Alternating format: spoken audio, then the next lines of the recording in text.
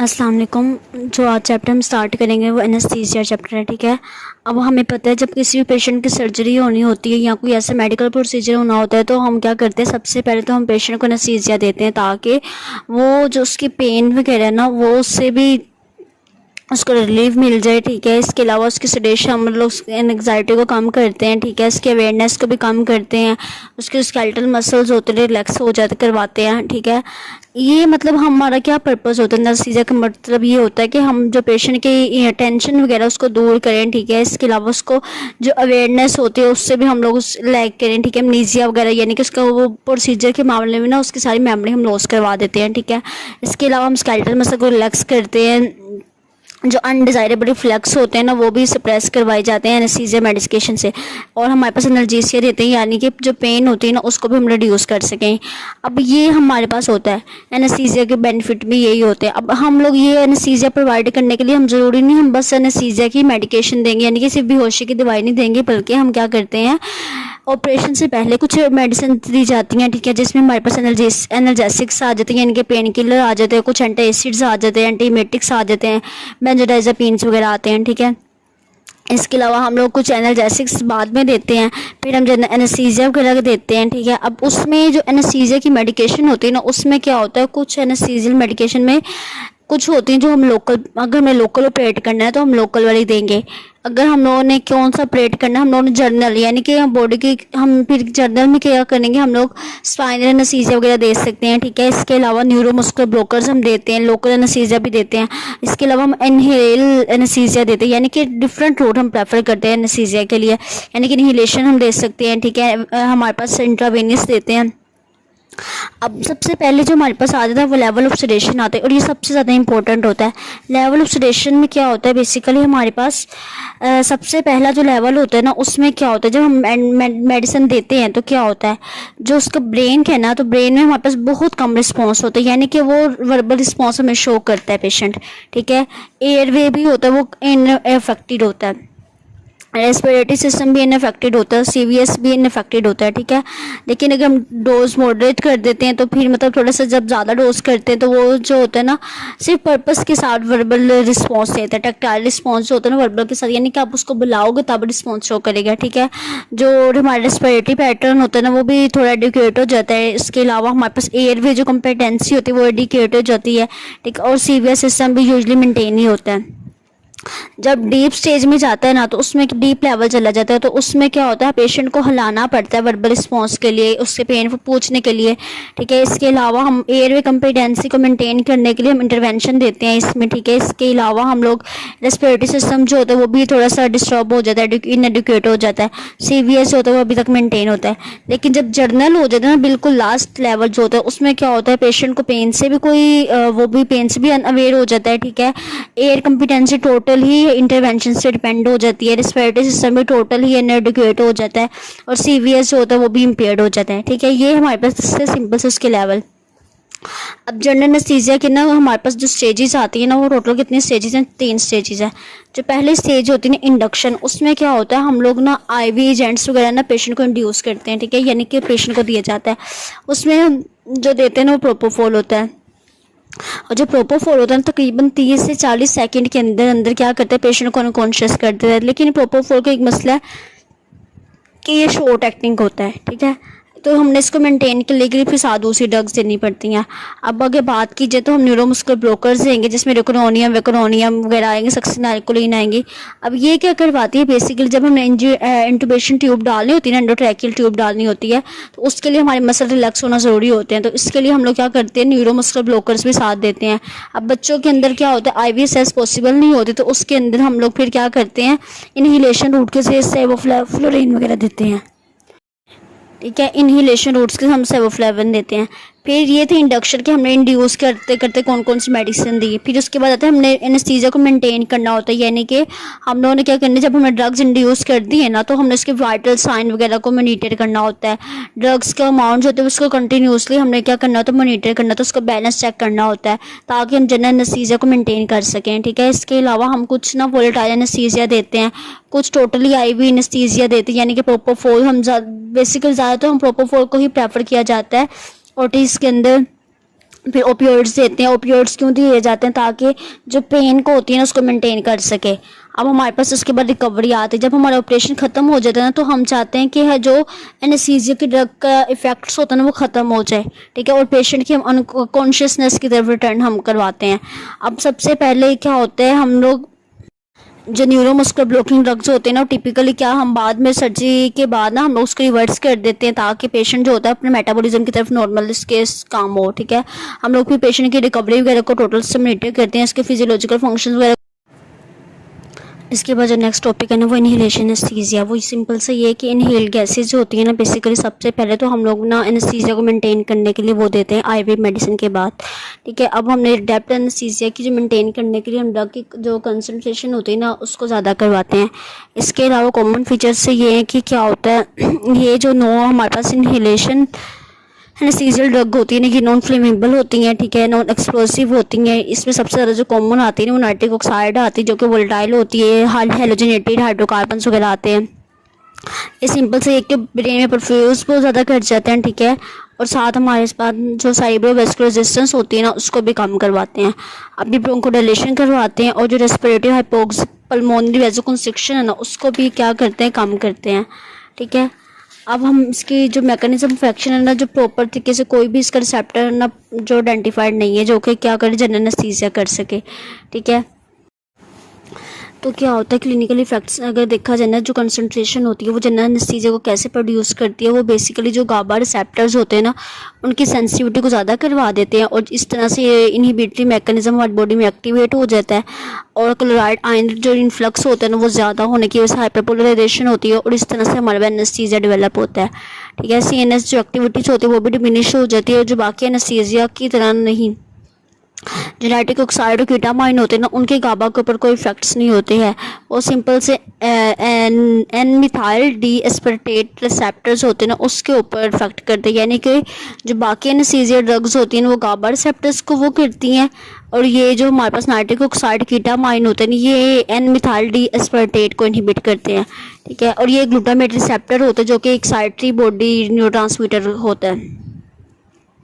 आगे बात की जाए ना, हमारे पास गाबा के अलावा हमारे पास दूसरे रिसेप्टर्स होते हैं वो भी वोलेटाइल एनेस्थीसिया से अफेक्टेड हो जाते हैं और इस तरह से वो इनहिबिटरी मैकेनिज्म शो करवाते हैं और इस तरह से हमारी बॉडी में स्पाइनल एनेस्थीसिया वगैरह डेवलप हो जाता है।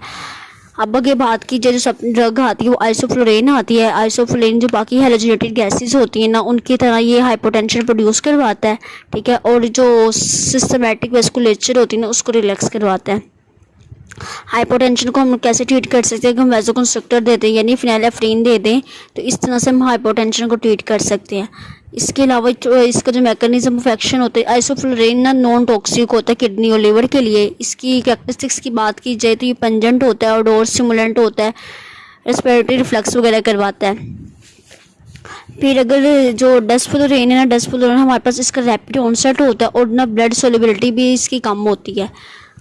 आगे इसकी ये पॉपुलर एनेस्थीसिया होता है जो कि शॉर्ट प्रोसीजर में हम डेस्फ्लोरेन देते हैं, यानी कि किसी का अगर दांत वगैरह निकलवाना हो, ठीक है, सबसे शॉर्ट तो वही प्रोसीजर है तो उसके लिए हम लोग क्या करते हैं डेस्फ्लोरेन वगैरह देते हैं।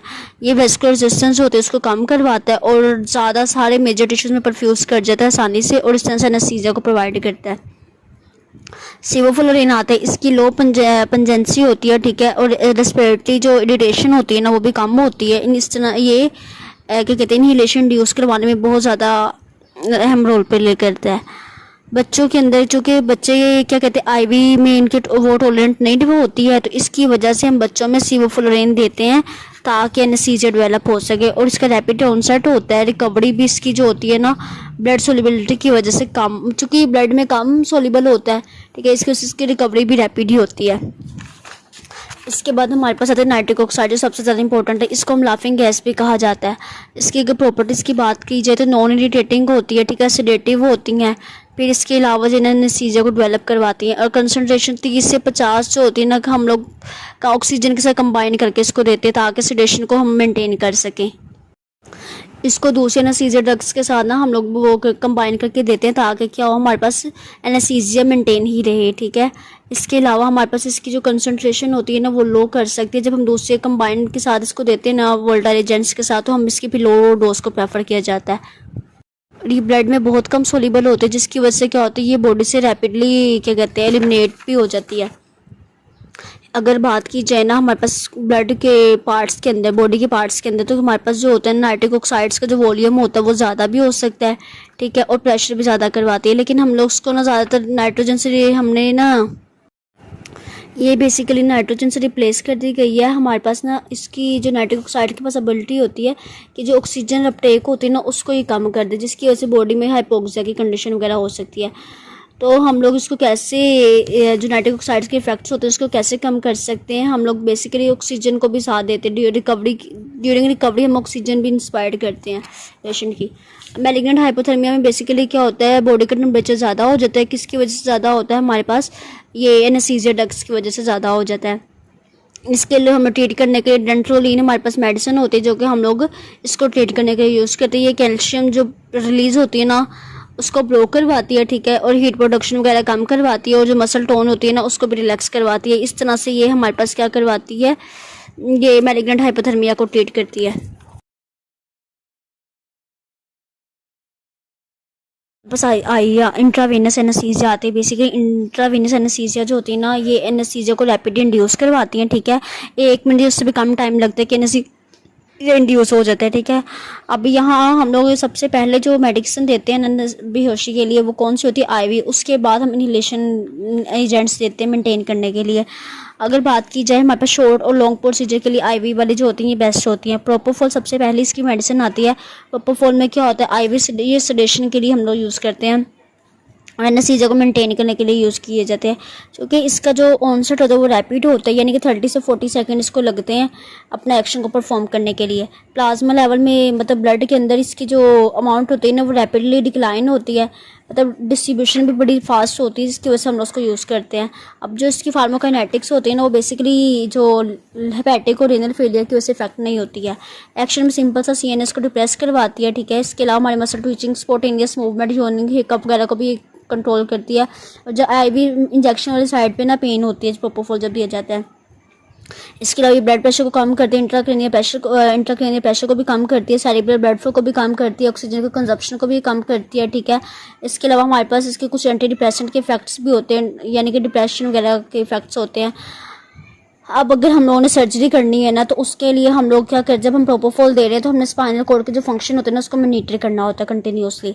बारबिट्रेट्स और बेंजोडाइज़ेपिन का हम लोगों ने प्रॉपर चैप्टर डिस्कस कर लिया। ओपियोइड्स का प्रॉपर चैप्टर नेक्स्ट पे तब आप डिस्कस कर लीजिए, ठीक है। इसके बाद आते हैं इथोमिडेट बेसिकली एक हिप्नोटिक एजेंट होता है जो कि एनेस्थीसिया को इंड्यूस करने के लिए हम यूज़ करते हैं। इसके पास एनाल्जेसिक एक्टिविटी कम होती है, सोलिबिलिटी इसकी बहुत ज़्यादा ना, इसकी वाटर सोल्यूबल होता है, पुअर होता है। इसके भी इंडक्शन रैपिड होती है, शॉर्ट एक्टिंग होती है। इसके जो हमारे पास बेनिफिट्स होते हैं वो कम होते हैं, और हार्ट और सिस्टमैटिक वेस्कुलर के ऊपर भी इसका कोई इफेक्ट नहीं होता है। इसको हम लोग जो पेशेंट कार्डियोवैस्कुलर डिसफंक्शन होता है या क्या कहते हैं हार्ट के जो पेशेंट वगैरह होते हैं ना उसके लिए हम लोगों ने एहतियात के साथ यूज़ करना होता है। मैकेनिज्म ऑफ एक्शन सिंपल से ये क्या करता है, ये 1,1-B हाइड्रोक्सिलेज एंजाइम जो होता है ना उसको इनहिबिट करता है, और वो एंजाइम ने स्टीरॉयडल जेनेसिस करवानी होती है। एडवर्स इफेक्ट्स में सिंपल से कि ब्लड के अंदर क्या करता है, कोर्टिसोल का लेवल कम करता है और अल्डोस्टेरोन का भी लेवल कम करता है। किटामाइन आते हैं, किटामाइन हमारे पास एंटी NMDA रिसेप्टर जो होते हैं उनको ब्लॉक करता है, ठीक है, और इस तरह से ये क्या करता है, एनेस्थीसिया और एनाल्जेसिक प्रोवाइड करता है। अब जो पेशेंट होते हैं अनकॉन्शियस पेशेंट होते हैं, ठीक है, उसके लिए हम लोगों ने कीटामाइन को प्रेफर किया जाता है। और जो स्ट्रोक और हमारे पास हाइपरटेंसिव के पेशेंट होते हैं ना उसमें ये कॉन्ट्रा इंडिकेटेड होता है। हाइपरटेंसिव और स्ट्रोक के पेशेंट्स में कॉन्ट्रा इंडिकेटेड होता है, ठीक है। और जो हाइपोवोलेमिक और कार्डियोजेनिक शॉक होते हैं ना उस केस में ये हमारे पास बेनिफिशियल के तौर पर काम करता है। अब ये चूँकि हमारे पास ये ओपियोइड्स की कंजप्शन को भी कम करवाता है सर्जरी के दरमियान, तो ये ज़्यादा थोड़ा पॉपुलर है हमारे पास। आगे हमारे पास आती है डेक्समेडेटोमिडीन। ये सेडेटिव ड्रग होती है जो कि हम आईसीयू में यूज़ की जाती है। क्लोनिडीन की तरह ये अल्फा-2 रिसेप्टर का एगोनिस्ट होती है, ठीक है, यानी कि जो नॉन एपिनेफ्रिन के लेवल होते हैं उसको ज़्यादा करवाती है। आगे बात की जाए डेक्समेडेटोमिडीन जो होती है सेडेशन, एनाल्जेसिक्स, ये हमारे पास सिम्पथेटिक और एंग्जाइटी इफेक्ट्स, एंग्जाइटी को कम करने के इसके इफेक्ट्स प्रोड्यूस होते हैं, ठीक है। वोलेटाइल एनेस्थीसिया होता है उसको कम करती है, सेडेशन को कम करती है। हमारे पास इसके अलावा कुछ थेरेपेटिक इसके एडवांटेज भी और डिसएडवांटेज भी, हर एनेस्थीसिया मेडिसिन के कुछ एडवांटेज और डिसएडवांटेज है ना, तो आपने उस जर्नल ही याद कर लीजिएगा। अब न्यूरोमस्कुलर ब्लॉकर्स की जो एक्टिविटी है ना, उसको हम बैक करने के लिए, यानी कि जब हमने ऑपरेशन हमारा कामयाब होता है ना, तो हम लोग चाहते हैं अब हमारा जो पेशेंट होता है वो रिकवरी की तरफ चला जाए, तो हम लोग उसके लिए कौन सी मेडिसिन देंगे, सुजामेडक्स देंगे। ठीक है, सुजामेडक्स क्या होता है, क्या कहते हैं, हमारे जो मसल्स होते हैं ना उसको वापस कॉन्ट्रैक्शन की तरफ लेकर आते हैं, यानी कि उनके जो इफेक्ट्स होते हैं ना उसको टर्मिनेट करता है। इसके बाद हमारे पास आते हैं local anaesthesia. Local anaesthesia basically क्या करते हैं, जब हमें किसी स्पेसिफिक जगह को ऑपरेट करना होता है तो हम सिर्फ लोकल एनेस्थीसिया पर प्रेफर किया जाता है।